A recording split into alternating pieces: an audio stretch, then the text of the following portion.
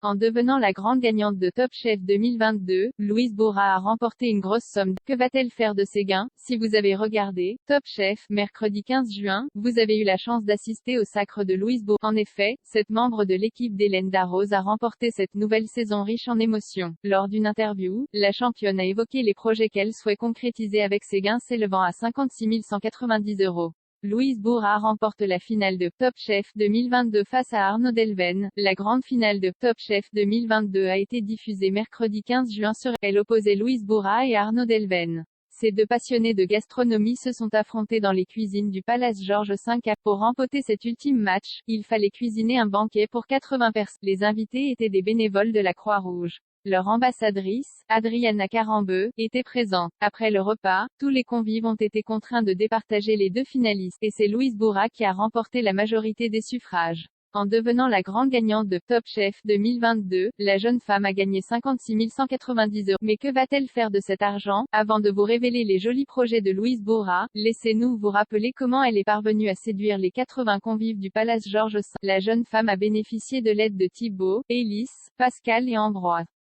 Avec son équipe, elle a préparé un sashimi de céréales. En plat, Louise a cuisiné une côte de veau et anguilles fumées, le tout accompagné d'une purée de pommes de terre et oseille. Et c'est une version revisitée de son fameux dessert à l'ail noir qui lui a permis d'achever son repas en beauté.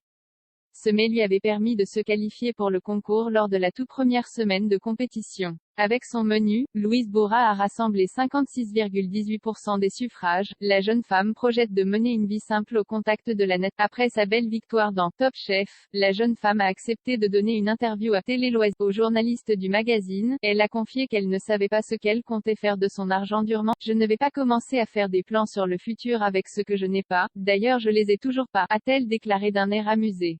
En effet, Louise ne sait pas ce qu'elle va faire de ses gains car elle ne s'était pas posé la question avant de remporter ce fameux concours. Mais à y réfléchir, cette cuisinière de talent sait que cette somme va probablement l'aider à concrétiser un projet qui lui tient à cœur.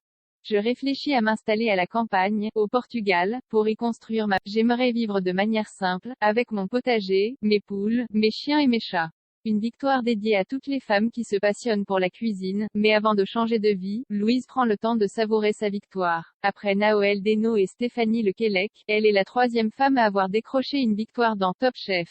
Par ailleurs, la jeune championne espère que sa victoire va pousser toutes les femmes qui se passionnent pour la cuisine à persévérer dans cet univers parfois redoutable. Je le souhaite, même si le problème de la légitimité perdure.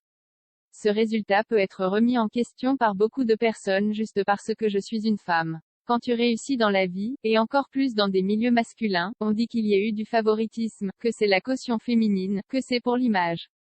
Il y a de la. C'est à notre génération de réécrire les codes, d'apporter un peu plus d'indulgence et d'empathie au sein des cuisines, ainsi que davantage d'humilité plutôt que de la performance, a-t-elle déclaré pour conclure cette interview. En ce qui concerne les téléspectateurs, ils ont été ravis de cette finale et de sa gagnante. Cet ultime épisode de cette saison inédite a rassemblé 2,42 millions de foyers.